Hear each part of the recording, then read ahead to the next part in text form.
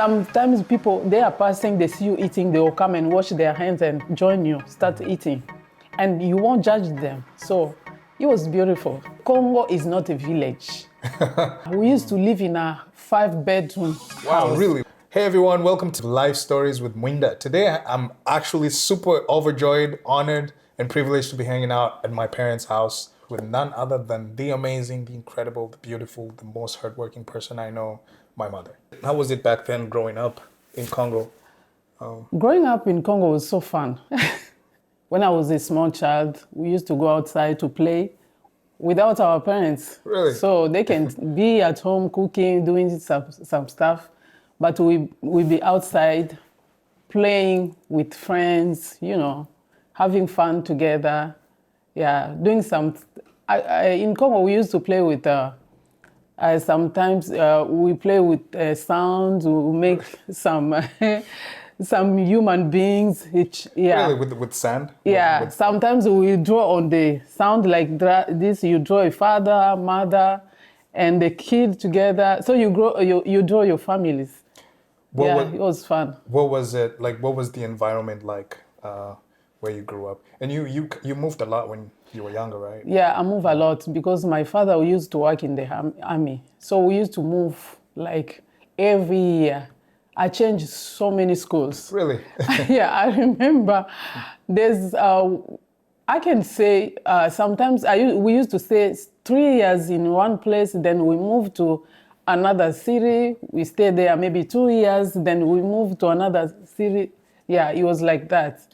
Till when I was in high school, that changed a little bit. So when I was about to finish my high school, that is when we stayed in one place for 4 years. Yeah. Wow. How was that experience moving from one place to another as a child? Did you find it easy to make new friends? What were some of the challenges and I guess the best parts? Yeah, it was easy it was fun, by the way. Really? We used to that's why I like traveling a lot because we used to travel a lot. By the way, not with a plane, but we were using a bus to travel. Oh. So it was easy whenever you move to a new place. Actually, it wasn't me. My little sister was like, in a minute you reached there. You hear her talking to people outside and people will call her name and then suddenly, no, they didn't know her. She just go ahead and start making friends. Wow. Yeah, with the grown-up people, with the children, and then we'll be like, how did you know them? And we see people coming in the house, oh, we are looking for Mimi. And then everybody in the house will be like, Mimi, we just got here. How come you know these people? Wow. Yeah, it was very fun. But for me, I was a shy child. Yeah, it was hard for me to go meet friends, like just when we got there. It used to take me like a week, to meet friends. Yeah. Wow. Of all the places that you moved to, which one was your favorite? Which one, or maybe the most memorable that you remember? Yeah, the one that was memorable, I would say that is where the last place when I was in high school. Yeah, that is the place. I felt to my heart that is the place that I should be. Although it was hot, it was hot? Yeah, very hot. Oh. Yeah, place close to the lake, because we used to go to the lake sometimes. Yeah, to walk, and I used to go and study. Yeah, to the lake, beside the lake. So I love that environment a lot because I love nature. So for me, I was like, that is the best place to be because it's so quiet. You can hear only water and maybe the birds. Yeah, so it was good for me. I know a lot of people, when we talk about Congo and life there, their perception of that just goes to a village. So was this a village? Was this a normal house like we have these days? Or Yeah. like how was the lifestyle? I remember we used to live in a 5-bedroom house. Wow, really? Yes, like a real house 5-bedroom. and a big compound, like 500 acres just for ourselves. Wow. And then there's everything inside. There's bathrooms, like I remember our house we used to have like a 3 bathroom and 5 bedrooms, a living room, a dining room, a kitchen not like this you see here in America kitchen. I think this is a new design. Wow. Yeah, and then a backyard, a big backyard, because my mom used to plant some, vegetables. Yeah. Yeah, it was fun. And then on top of that, you have neighbors. Like you can shout to call somebody over there, hey, hi, how are you? Yeah, but here I can't do that. Yeah, everybody's in their houses. I would disturb people. And our door was never closed. Our door was open. Yeah. By the way, I would say we used to sit outside to eat. Wow. And then you see somebody passing on the road. Sometimes people, they are passing, they see you eating, they will come and wash their hands and join you, start eating. And you won't judge them. So it was beautiful. Yeah. Wow. Congo is not a village. It's not a village. I've never lived in the village. We used to live in the city. Wow. With a big house. Yeah. You've mentioned some of the lifestyle changes, like some of the things that were different from here, like living with the door open and being able to shout to your neighbors. Yes. And I remember you told me once that you can actually go to your neighbor and get some salt if you don't have it. Yeah. You just knock it. Yeah, you just knock. You say, hey, so and so, I don't have salt in my house. Can you give me some? Or sometimes if you are cooking, because we like to eat fufu. So you are cooking and you didn't have enough fufu. Mm-hmm. Maybe you forgot to buy some. I can go to a neighbor. I say, oh, I'm cooking fufu. My fufu is not cooked yet. Can you give me some? And then they will give you. It's not like here you can go and knock to somebody's house to say, hey, give me this and this. Yeah. No. Sometimes you have food, but, or maybe you cook your fufu, you don't have something to eat with. I'll go to my neighbor's house and ask, what did you cook? I need some food. And then they will give it to you. Wow. You come and eat with your fufu with no problem. They won't complain. So we used to live happily. There's a lot of people that don't even know what fufu is. So what is fufu? Yeah, actually fufu is cassava. If you know cassava, so fufu is cassava flour. Mm-hmm.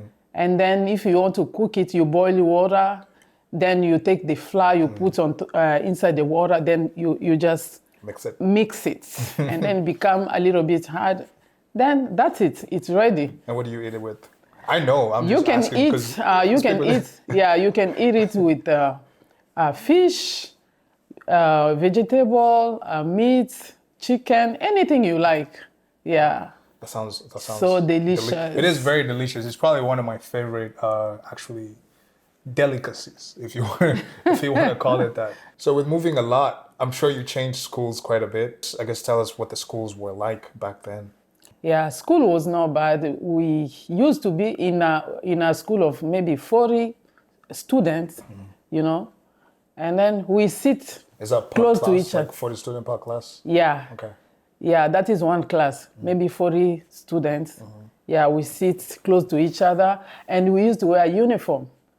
Blue, white and blue with shoes, sports shoes. Yeah, that is how we used to be. And it used to be clean, all of us. Oh my God, it was amazing. So everyone in the school wore white and blue? Or is it basically like everywhere or just your school? No, in school, in every school. Wow, really? Every school in Congo, everybody used to wear white and blue. Yeah, it was amazing. Wow, I grew up. I know you guys raised me in Kenya, and it was different there. Every different school had different uniforms, but you guys had one single uniform for everybody that goes to school. Yes, until now they're still wearing white and blue. Wow. Yeah, that's why it was. When we went to Nairobi, it was different. I was like, oh, what is this? Every school has their own uniform. Mm-hmm. They have their own color. So I was confusing. I was so confusing. I'd say, oh, what is this? So it was new for me. But in Kinshasa, in Congo, right till now, they're still wearing white and blue. Wow, that's pretty cool. Yeah. What was your favorite food growing up? Oh my God, I still love it till now. Rice and beans. Rice and beans. Wow. I can eat rice and beans every single day. Wow. Yes. Why was it rice and beans? Was it just the way it was cooked, or was it? I think we just love it. We Yeah. just love it. Yeah, me and my siblings, we used to love it a lot. And then that is funny because sometimes, in the house, they cook chicken and cassava leaves. That is the leaves from cassava too. They cook it and with fufu. And then me and my brother, we used to cook. I'll go and cook beside. Or maybe when I was a child, we used to have a house girl in the house. Then I'll tell them, please, I'm not going to eat that. We are not going to, me and my siblings, we tell them, we are not going to eat the food that they are cooking. We want rice and beans. And then they will cook it for us. Wow. Our father used to be surprised. And whenever they set the table, because we used to eat together as a family. So when they set a table, and then they put everything, and then me and my siblings, we bring a plate of rice and beans. Then my mom will be like, you're not going to have chicken, you're going to have rice and beans. Yeah, what is happening? And my dad was like, why you guys love rice and beans every day? There's food here. We say, this is what we like. I actually like rice and beans a lot. Yeah. It's probably one of my favorite foods. Yeah. My favorite is Fumba. Oh, you like Fumba? Yeah, but you never used to cook Fumba a lot when we grew up. I think the first time I had it was... Here? Yeah, I think the first time I had Fumba was... We were already in the States. In the States, okay. Yeah, I think it's because in Nairobi there was no Fumba. It was hard to get it.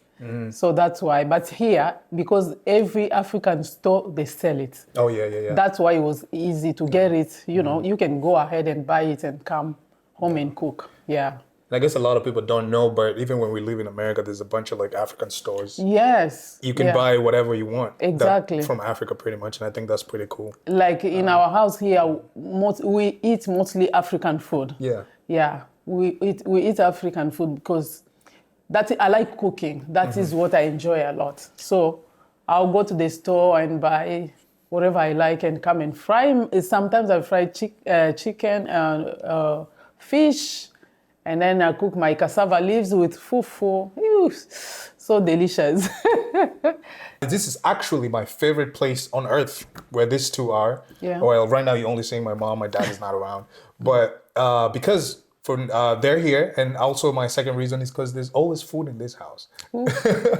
Well, folks, that's all the time we have today. It's been really fun hanging out with you. Yeah. I'm sure we're probably going to do this more times and talk about other stories. But today we kind of, wanted to just keep it light and reminisce on the times back in the day and talk about mom's childhood, because I figured it's a lot different than most of us. We'll see you next time on Life Stories with Mwinda. Ciao.